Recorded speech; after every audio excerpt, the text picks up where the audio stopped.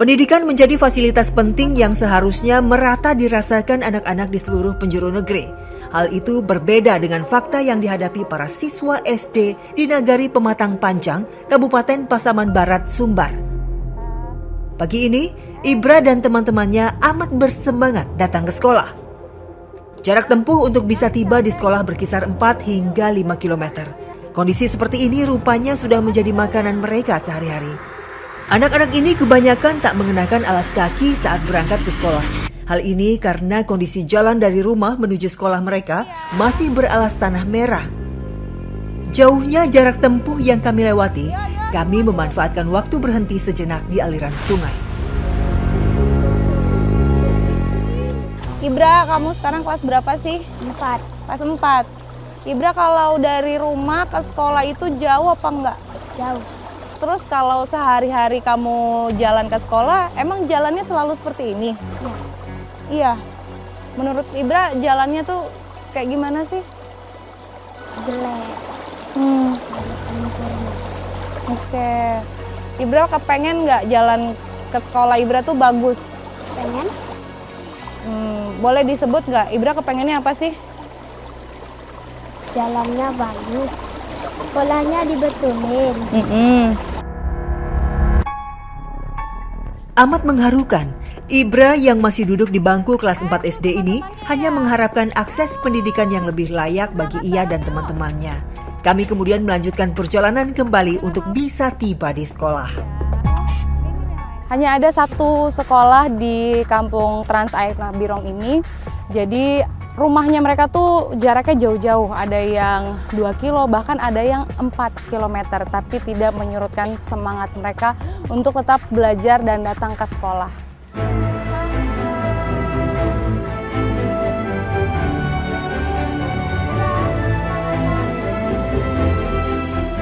Inilah SDN 18 Koto Balingka di Jorong Trans Aek Nabirong yang terdiri dari 80 siswa. Tak ada perbaikan bangunan sekolah secara signifikan sejak berdiri pada puluhan tahun lalu. Meski begitu, kegiatan belajar mengajar terasa hangat meski anak-anak harus menimba ilmu di tengah segala keterbatasan yang ada.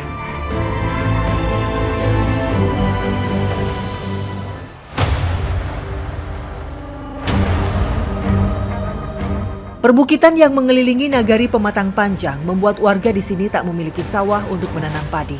Mereka hanya mengandalkan ladang terbuka untuk mengoptimalkan persediaan beras mereka. Saya datang saat musim menugal padi atau menebar bibit. Saya kemudian langsung bergabung dengan warga untuk melakukan aktivitas penanaman padi ladang. Karena ladangnya ini menanjak, bagi saya yang nggak terbiasa cukup ngos-ngosan. Nah ini bibitnya lumayan ya, banyak ya. Jadi kita bisa taruh di tanah yang sudah dilubangi atau orang sini menyebutnya mordang. Biasanya mordang ini dilakukan saat musim peralihan dari musim hujan ke musim kemarau.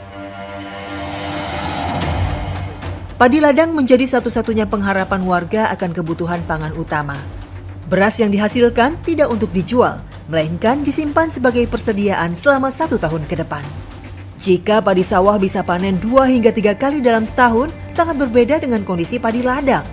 Bibit padi yang ditanam di ladang terbuka seperti ini hanya memungkinkan 1 kali panen dalam setahun. Namun, kontur tanah yang berada di atas lereng bukit sangat rawan akan hama. Warga di sini akui kerap alami gagal panen. Pernah juga Bapak ya mengalami gagal panen ya? Tahun ini. Tahun ini gagal panen. Kalau di sini kan jauh dari mana-mana bisa dikatakan gitu ya Pak ya. Sebetulnya apa sih yang paling dibutuhkan oleh warga sini Pak? Ya yang jelas itu kan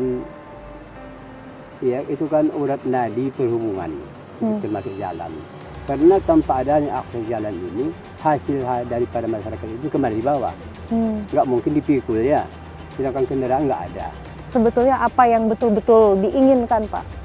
Ya yang paling diinginkan masyarakat karena berkembang atau mundurnya itu ekonomi masyarakat itu terletak daripada akses jalan.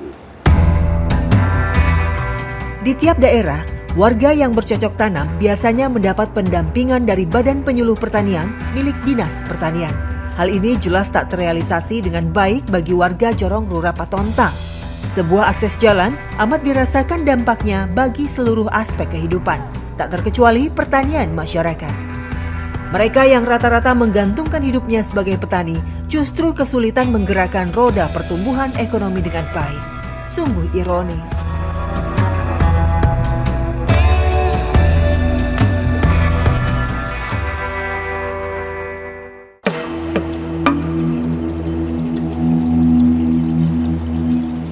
Sumber penghidupan lain dari warga Nagari Pematang Panjang berasal dari sungai. Menangkap ikan di Sungai Batahan sudah menjadi aktivitas rutin yang dijalani sebagian masyarakat seperti keluarga Pak Nyahat. Kebetulan hari ini arusnya lagi deras sekali. Nah, tapi saya mau coba juga untuk menjala ikan. Siapa tahu saya juga dapat kayak Pak Nyahan ya, Pak. Wow! Alat menangkap ikan yang sederhana ini digunakan Nyahat selama puluhan tahun. Derasnya arus sungai tak mampu menghalangi dirinya mengumpulkan ikan air tawar dari sungai ini. Ya, ternyata nggak segampang kelihatannya gitu ya. Karena jaringnya itu besar dan melemparnya harus benar-benar sekuat tenaga dan saya belum berhasil dapat ikannya. Oke, Pak. Pak, tolong Pak dibantu, berat.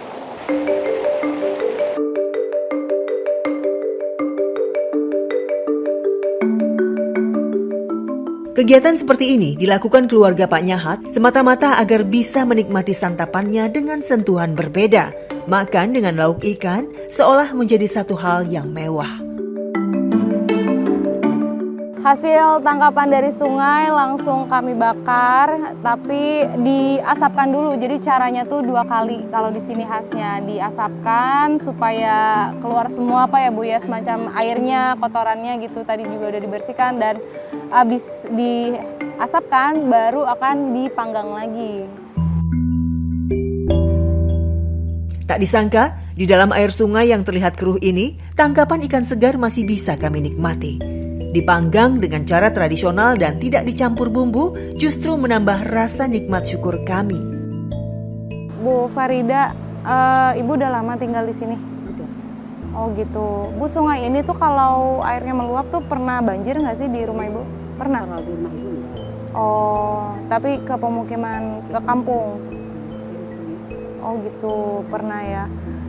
Tapi di sini banyak juga ikan segar gini ya Bu? Banyak ya.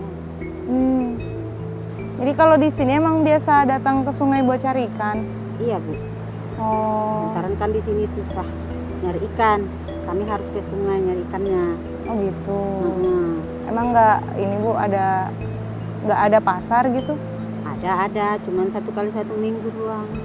Oh gitu. Hmm. Hari tertentu Ya, ya? hari tertentu. Kalau di sini hari pasarnya itu hari Kamis. Kalau di sini nyari ikan selalu dapat atau pernah juga nggak dapat sama sekali gitu? Biasanya dapat. Gitu. Walaupun nggak banyak, tapi untuk makan kita kan udah Cukup. Oke. Nggak buat penghasilan ya Bu? Ikannya dijual gitu ke mana gitu? Nggak? Kalau ada ikannya itu dijual untuk dikonsumsi masyarakat aja. Oh tetangga gitu ya? Tetangga-tetangga. Oh gitu. Ibu punya apa namanya kepengenan apa sih Bu? Kalau kita itu kepengenan itu jalannya ini dia harus dibangun yang bagus lah biar transportasi kita itu nggak susah kan. Kalau kayak gitu kan ada ini ya Bu ya, pertumbuhan ekonomi, bisa ada pasar nanti siapa tahu ya di dekat rumah Ibu. Harapan demi harapan kerap disampaikan bagi mereka di ujung utara Sumatera Barat.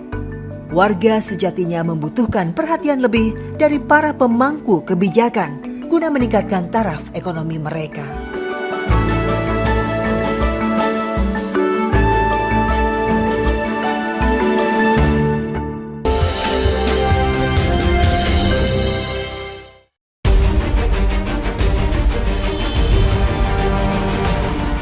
Penelusuran potret ironi negeri yang kami temui kali ini meninggalkan kisah mendalam bagi sebagian warga Nagari Pematang Panjang.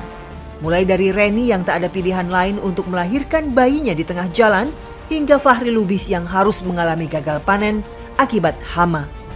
Pemda setempat mengakui ruas jalan menuju Rurah Patontang dan Jorong Trans Aek Nabirong sangat sulit dijangkau. Meski sebenarnya wilayah ini memiliki potensi amat tinggi. Semoga angan yang terpendam menuai solusi dari para petinggi negeri ini. Mungkin kalau di daerah kita Pasaman Barat, untuk potensi itu tentunya ada potensi pertanian dan peternakan.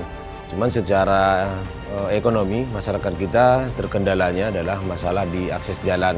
Kita juga dari pemerintah daerah sudah berupaya untuk membuka akses jalan terhadap daerah-daerah terisolir. Tentunya kita bekerja sama dengan OPD, kemudian dengan lintas sektoral.